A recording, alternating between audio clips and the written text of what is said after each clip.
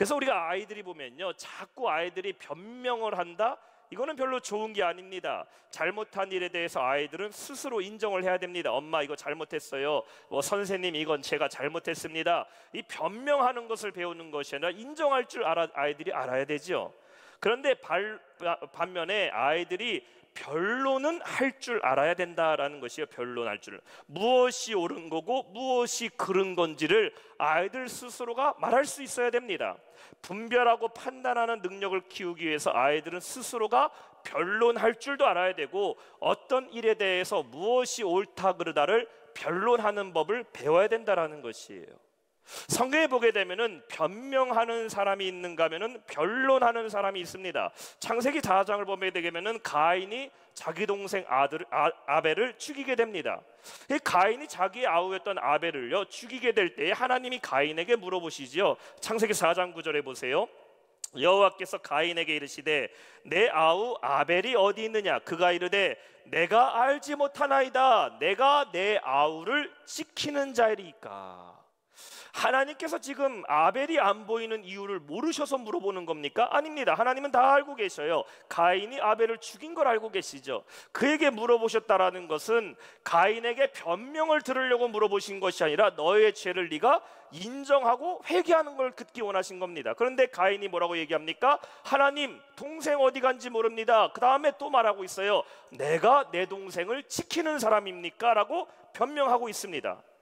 자기가 동생을 죽였다라는 죄를 알면서도 변명한다라는 것이에요. 결국 그는 어떻게 됩니까? 하나님으로부터 저주를 받게 되지요.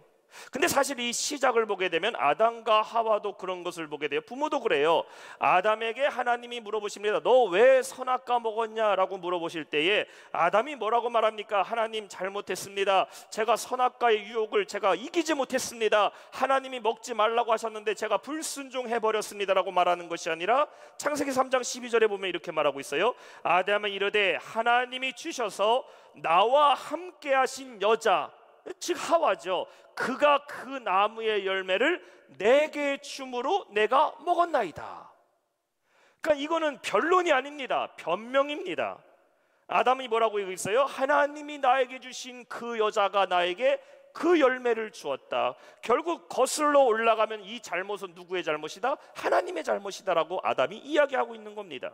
그러니 하나님은 변명은 기뻐하시지 않으신다라는 것이에요. 하나님은 죄를 내가 인정해야 되는 것이고 죄에 졌다면은 하나님께 회개하고 용서를 구해야 되는 것이지 내가 자꾸 하나님 앞에 변명을 해요. 그렇게 한다고 우리의 죄가 감춰질 수 있다? 그게 아니라는 겁니다.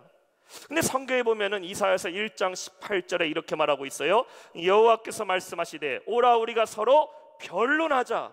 너희 죄가 주홍 같을지라도 누군가 같이 휘어질 것이요 진흥같이 붉을지라도 양털 같게 희게 되리라. 오라 우리가 서로 변론하자. Let us reason together라고 얘기하고 있어요. 무엇을 변론하자라는 겁니까? 예수 그리스도가 너희에게 무엇을 하셨는지를 한번 변론해보자라는 겁니다. 우리의 죄가 주홍 같을지라도 예수는 우리의 죄를 깨끗이 하실 것이다. 그러니까 변론이라는 것이 뭐냐면은 사실이 무엇인지 거짓이 무엇인지를 밝혀내보자라는 것이죠. 미가서 6장 4절 말씀 보면 이렇게 말하고 있어요. 너희 산들과 땅의 견고한 지대들아 너희는 여호와의 변론을 들으라. 여호와께서 자기 백성과 변론하시며 이스라엘과 변론하실 것이다. 하나님이 어떤 하나님이신지를 너희가 한번 보라는 것이에요. 하나님이 얼마나 위대하신 하나님이신지를 너희가 변론해 보라는 겁니다. 한번 하나님을 감춰봐라. 하나님의 능력을 숨겨봐라. 능력을 숨길 수가 있느냐 변론해 보자라는 것이에요. 그러니까 성도의 신앙이 어떤 신앙이 돼야 되는가? 우리는 변명하는 신앙이 되는 것이 아니라 우리의 믿음을 변론하는 신앙이 돼야 될 줄 믿습니다. 누가 이단입니까? 유대인들의 입장에서는 바울이 이단이지만 바울의 입장에서는 예수 그리스도를 알지 못하는 저 유대인들이 이단이라는 것이죠. 이 이단이라는 말이요 한자를 보게 되면은 다를 이 끝단자를 써서 쉽게 얘기하면 끝이 다르다라는 것이 이단이에요. 끝이 다르다. 그러니까 뭐 우리가 2단이라고 그러면은 우리는 1단이고 저기는 2단이고 그럼 3단은 어디냐? 태권도 2단이다 우리는. 이게 아니라 이 2단이라는 것이요 끝단이에요. 끝단. 다를 이 끝단. 그러니까 끝이 다른 게 2단입니다. 2단. 근데 중요한 게 뭐냐면요. 끝이 다르다 보면요. 완전히 잘못된 길로 가버려요. 그렇죠. 길이라고 다 똑같습니까? 어디로 빠져나가는 거에 따라서 안산으로 갈 수도 있고 서울로 갈 수도 있고 부산으로 갈 수 있다는 것이죠. 같은 명막이라고 비슷한 게 아니죠. 끝단이 아주 중요한 겁니다. 하나님도 믿어요. 이단들도. 예수님도 믿어요. 성경도 가지고 예배드립니다. 근데 그 중에 무엇 하나가 잘못돼 버리는 것, 그 중에 무엇 하나를 자기들 마음대로 해석해 버리는 것이 이단입니다. 그래서 이단을 정의하면은요, 이렇게 정의합니다. 성경과 역사적 정통 교회가 믿는 교리를 변질시키고 바꾼 다른 복음을 말한다가 이단이에요. 그러니까 우리나라도 보면은 이단들이 있죠. 저 신천지가 있어요. 뭐 통일교도 있고 영생교도 있고 뭐 정명석이, 안상호, 하나님의 교회, 여호와의 증인, 몰몬, 뭐 구원파, 이러한 것들이 다 이단입니다.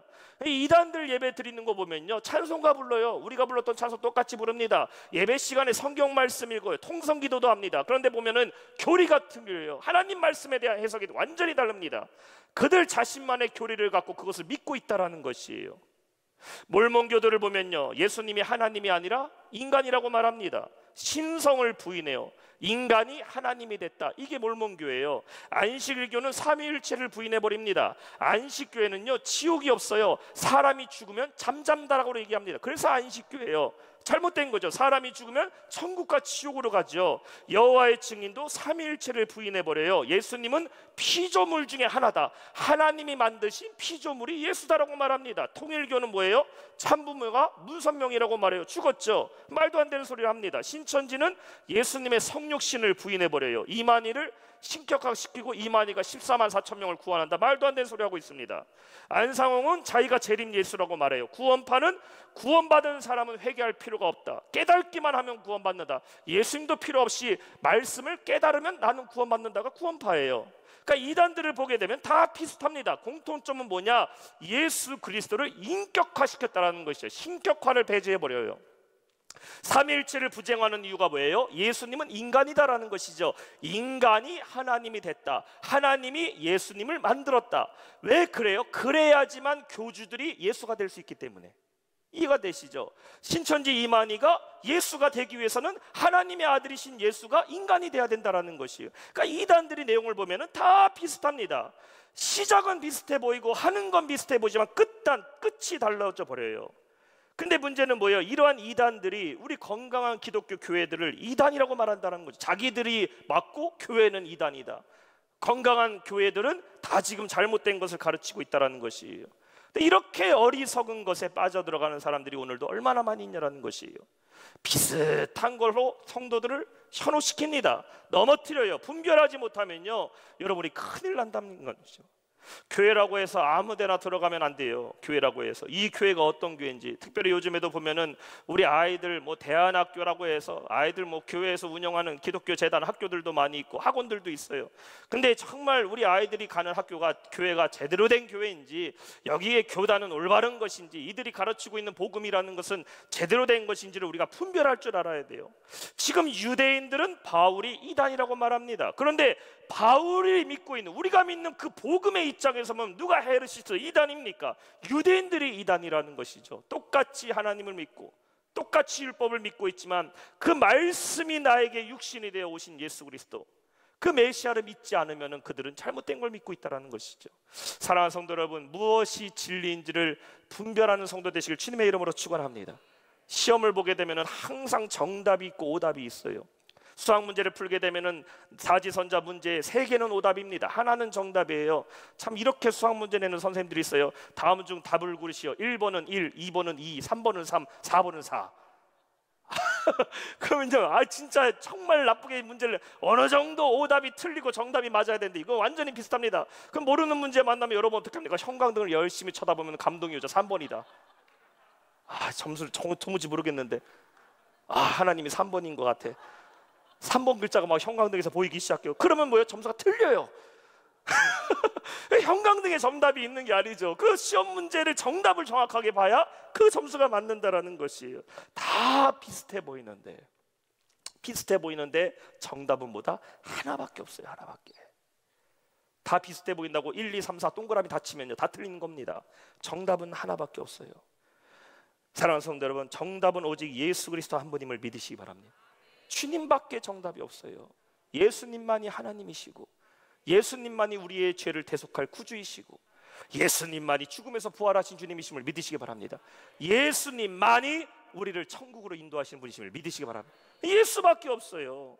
주변에 우리의 신앙을 무너뜨리는 오답들이 얼마나 많은지 모릅니다. 얼마나 많은지 몰라요. 이러한 오답들이 성도들을 넘어뜨려요. 시험에 들게 만들어요.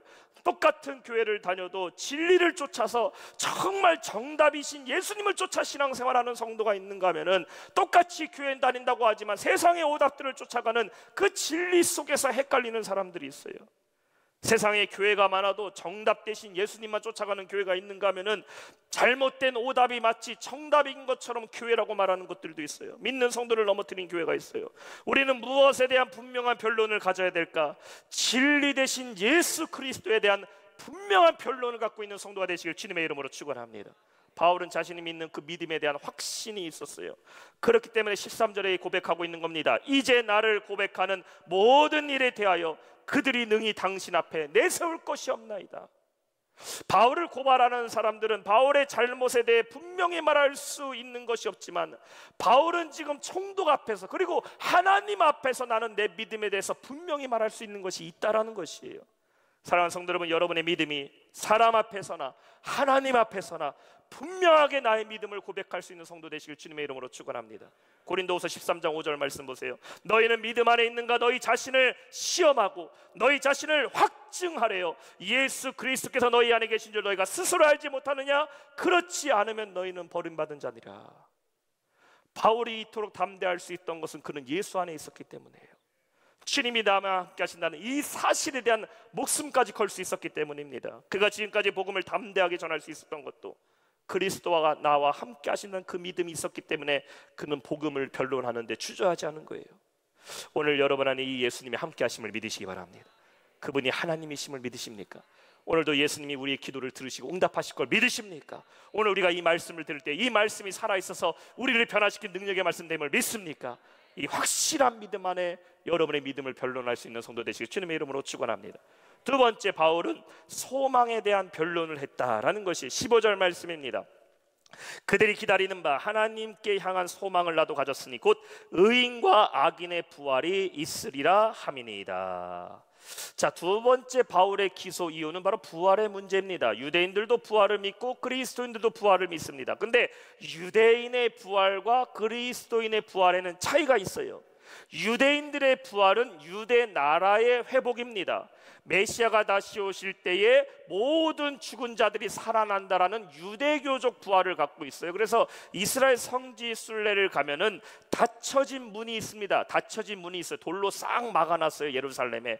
거기는 다 돌로 막아놨는데 언제 열리냐? 메시아가 도래하면은 그 문이 열린다라고 믿고 있습니다. 그래서 이스라엘에서 가장 비싼 땅값, 가장 비싼 묘자리는 어디냐? 바로 그 열리지 않은 문이에요. 왕이 입성할 때에 그때 그 앞에 있는 사람부터 부활하게 되니까 내가 제일 먼저 부활하기 위해서 그 문 바로 앞에 자리에 묘자리를 해놓는 겁니다. 그래서 거기가 제일 비싸요. 말도 안 되는 행동이죠.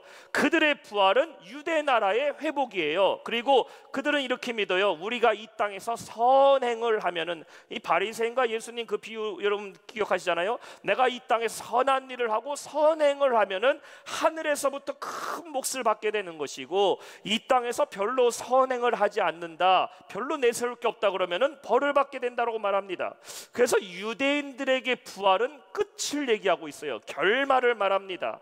이 땅에서의 삶의 마지막 평가는 부활에서 이루어진다고 생각을 하고 있어요. 그러나 그리스도인들의 부활은 무엇입니까? 우리의 부활은 끝이 아니라 시작임을 믿으시기 바랍니다. 그렇죠. 우리는 예수님을 믿음으로 말미암아 부활을 바라보는 성도임을 믿습니다. 우리가 죽을 때 부활을 기다리는 게 아니에요. 우리는 이미 이 땅 가운데 살아갈 때에 부활의 삶을 살아가고 있음을 믿으시기 바랍니다. 그런데 그리스도인들에게 부활은 시작이다라는 것이에요. 부활을 위해 살아가는 것이고, 오늘 내가 사는 것도 주님의 부활하심을 믿는 것이고, 우리는 그 부활의 삶에 오늘도 참여한다라는 것이 고린도전서 15장 13절과 14절 말씀 한번 볼까요? 우리 한 목소리 읽어봅니다. 14절까지 시작. 만일 죽은 자의 부활이 없으면, 그리스도께서 만일 다시 살아나지 못하셨으면 우리가 전파하는 것도 헛것이요 또 너희의 믿음도 헛것이며. 자, 19절 한번 띄워보세요. 19절 시작. 만일 그리스도 안에서 우리가 바라는 것이 다만 이 세상 삶뿐이면 모든 사람 가운데 우리가 더욱 불쌍한 자이리라. 20절, 그러나 이제 그리스도께서 죽은 자 가운데서 다시 살아나사 잠자던 자들의 첫 열매가 되셨도다. 바울은 말하고 있어요. 우리는 부활 때문에 산다. 부활이 없다면 오늘날 우리의 삶은 아무 의미가 없다라는 것이죠. 그러나 우리는 부활이 있기 때문에 예수 그리스도를 믿음으로 말미암아 우리는 부활이 시작됐다라는 것이에요. 유대인들은 부활이 끝이다라고 말하고 있어요. 여러분, 오늘 우리의 삶의 소망이 무엇일까? 내 삶의 목표와 방향이 무엇입니까? 우리는 그리스도와 함께 부활의 삶을 사모해야 될 줄 믿습니다. 따라합시다. 예수님과 함께 부활의 삶을 사모합니다. 그렇죠. 우리는 저 천국을 소망하며 살아야 돼요. 오늘날 나에게 구원이 없다면, 나에게 부활이 없다면 우리의 삶은 다 의미가 없어져 버리는 것 아닙니까? 이 부활의 구원을 위해서 15세기에 종교개혁이 일어난 거잖아요. 독일의 마르틴 루터, 스위스의 쯔빙글리, 저 프랑스의 장 칼뱅. 종교개혁의 목표가 뭐예요? 믿는 자에게는 구원이 있다라는 거예요. 믿는 자에게 구원이 있다. 구원받을 때 그 당시에 무슨 면죄부를 팔았어요. 돈을 내고 거룩한 예식에 참여하는 것이 부활이라고 믿었습니다. 면죄부를 어떻게 팔았냐? 날짜별로 팔았어요. 날짜별로. 예수님 믿지 않고 죽은 우리 가족들, 혹은 태어나자마자 죽은 애들이요, 천국 가게 하기 위해서 성당에서 뭘 파나? 면죄부를 팔았어요. 100일치 팔았어요. 1년치 팔았어요. 일주일치 팔았어요. 돈 많은 사람은 1년치 면죄부를 사갖고 우리 가족들 1년치 면죄부 살았으니까 1년 동안 천국 살고, 그 다음에 돈 안 내면요 다시 지옥 돌아가요. 말도 안 되는 그 시대 가운데, 타락한 시대 가운데 뭘 고백했어요? 이신칭의를 고백하게 되죠. 오직 믿음으로 말미암아 의롭다 여기게 되는 것이고, 면죄부 판다고 구원받는 게 아니라 예수님 믿으면 구원받는다. 이게 종교개혁의 시작이에요. 천국의 소망으로 살아야 돼요. 천국의 소망으로.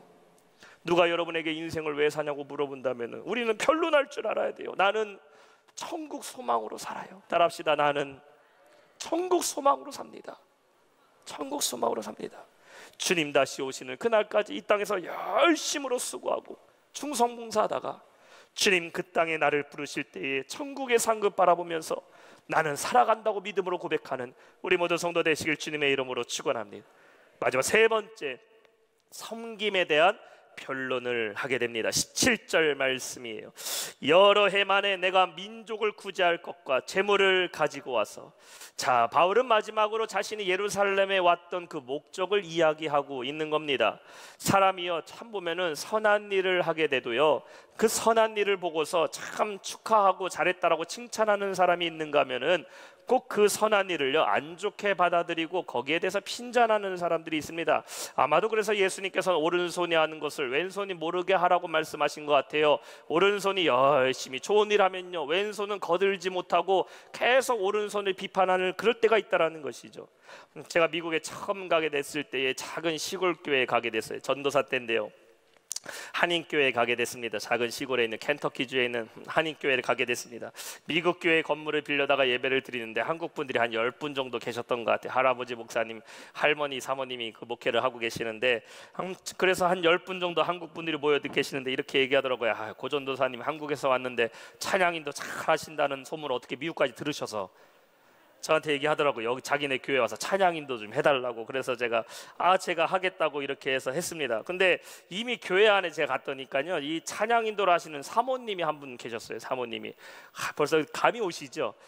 부목사님 사모님이신데 이 성악을 안 하신 분이 성악 발성으로 불러요. 어떤 느낌인지 알죠? 성악을 하나도 공부 안 하신 분이 할렐루야 이렇게 해서 흉내가 안 내죠. 성악을 안 한 분이 뭐 하나님 이렇게 해서 성악 발성을 부르니까요 이분이 찬양인도를 하신 거예요. 그래서 제가 이제 소개를 하고 한국에서 온 고전도사입니다 이렇게 소개해서 저를 찬양인도를 하는데, 제가 찬양인도자거든요. 근데 이 사모님이 가운데 자리를 비켜주지 않는 겁니다. 자꾸 제 자리로 가운데로 오시더라고요. 그래서 제가 옆에서 이렇게 찬양인도를 하는데 자꾸 가운데로 오시고 자기가 가운데 꼭 하셔야겠다. 그래서 사모님이 가운데 쓰시고 예배인도 하는 제가 왼쪽에 섰어요. 그렇게 해서 이 찬양인들을 제가 이제 시작하게 됐어요. 그런데 얼마나 그냥 이렇게 자기 자리를 뺏은 것처럼 느끼셨는지, 하여튼간 맨날 예배 때마다 제가 오면 째려보는 거예요. 제가 여기 왜 왔나. 제가요 아주 그냥 얼마나 그 째려본 그 사모님 가뜩이나 좀 무섭게 생기셨는데 저를 하도 째려봐갖고요 그때 살이 빠졌다니까요. 그런데 이거를 제가 고민을 많이 했어요. 하나님, 저는 그때 이제 뭐 사례비를 받고 사역하는 것도 아니고 1시간 차를 타고 왔어요. 그 교회를 섬기기 위해서. 제가 한 3주 4주 가니까요, 마음에 갈등이 오더라고요. 여길 내가 꼭 와야겠나. 그런데도 하나님께 제 마음에 오시는 게, 어쨌든 하나님이 보내신 사역지니까 제가 그렇게 계속 한 몇 달을 사역한 것 같아요. 결국 그 사모님이 언제까지 저를 뵈지 않게 했냐, 자기가 다른 주로 이사 갈 때까지 저를 별로 좋아하지 않더라고요. 참 그래요. 열심히 교회 섬기고 찬양인도 하려는데도요, 그런 제가 참 시험을 느끼게 됐습니다. 선한 목적으로 사역을 해도요, 그것에 대해 경계심을 갖고 시기하는 사람들이 있어요. 지금 바울이 말하고 있습니다. 예루살렘에 내가 빈손으로 가지 않았다라는 거예요. 17절 다시 보시면 말하고 있어요. 여러 해 만에 내가 내 민족을 구제할 것과 재물을 가지고 왔다라는 것이에요. 사도 바울이 서아시아 지역을 다니면서 많은 유대인들을 만나게 되죠. 디아스포라를 가게 됩니다. 그래서 그 유대인들의 믿는 사람들이요, 사도 바울에게 연보를 했다라는 것이죠. 무엇에 대한 연보입니까? 지금 예루살렘에 살고 있는 유대인들이 참 가난하게 살았어요. 도시였고 수도였던 예루살렘이지만 그들의 삶이 너무나 힘들었습니다. 그러다 보니까 서아시아 지역에 있는 그 디아스포라에 있는 유대인들이 바울을 통해서, 바울 선생님 예루살렘에 가시죠. 그러면은 저희가 정성껏 준비한 이 연보를 예루살렘에 있는 유대인들, 예루살렘에 있는 교회 성도들을 도와주라라고 바울이 그것을 가지고 예루살렘에 찾아온 겁니다. 사실 바울도요, 넉넉한 사람이 아니죠. 복음을 전할 때 바울은요, 교회가 지원해주지 않으면은 본인이 텐트 메이커서 자비량 선교했던 사람이에요. 근데 사도 바울이 그렇게 예루살렘을 위해서, 유대인들을 위해서 자신이 소아시아 지역에 그들을 구제할 것을 가지고 왔는데, 그 아시아에서 바울을 미워하는 유대인들은 그들을 위해서 아무것도 해주지도 않으면서 바울을 시기하고 고발하고 있다는 것이에요. 18절에 말하고 있어요. 드리는 중에 내가 결례를 행하였고 모임도 없고 소동도 없이 성전에 있는 것을 그들이 보았나이다. 그러나 아시아로부터 온 어떤 유대인들이 있었으니, 바울은 자신이 섬기는 데 있어서 자기의 이름을 드러내지 않았어요. 우리가 이전에 살펴봤듯이 바울은 예루살렘에 들어가기 위해서 결례까지 행했습니다. 왜냐하면 본인이 이방인들에게 복음을 전했기 때문에, 바울에 대한 안 좋은 시각들이 유대인들에게 있었기 때문에, 나 그렇지 않소, 당신들이 지키는 결례를 다 행합니다. 바울은 예루살렘에 와서 다 했습니다. 자신의 이름을 드러내지 않았어요. 소동도 일으키지 않았어요. 그러나 아시아에서부터 온 그 유대인들은 이 예루살렘에게 아무것도 해주지도 않으면서 바울을 시기하고 고발했다는 것이에요. 바울의 섬김의 대상이 누구인지에 대해서 우리는 여기서 볼 수가 있어요. 바울은 예루살렘을 위한 구제 헌금을 가지고 왔지만, 바울의 섬김은 누굴 보고 한 것이다? 사람을 보고 한 것이 아니라 하나님을 보고 했음을 믿으시기 바랍니다. 바울은 넉넉한 사람이 아니죠. 복음을 전할 때 항상 힘들었던 사람이에요. 그럼에도 불구하고 그는 예루살렘의 구제와 헌신에 동참했던 겁니다. 누구의 칭찬을 받기 위해서? 이게 중요하죠. 16절에 말했듯이 하나님과 사람에게 아무런 거리낌이 없게 하기 위해서 그는 섬김에 동참했다. 내 이 수고와 헌신을 누가 한다? 하나님이 하신다. 따라합시다. 하나님은 하신다. 한 번 더 고백할까요? 하나님은 하신다. 여러분의 섬김을 사람들이 몰라줄 때가 있어요. 아니, 그냥 몰라주는 건 괜찮아요. 그런데 옆에 와서 열심히 섬기는 나를 시기해요. 낙심하게 만들어요.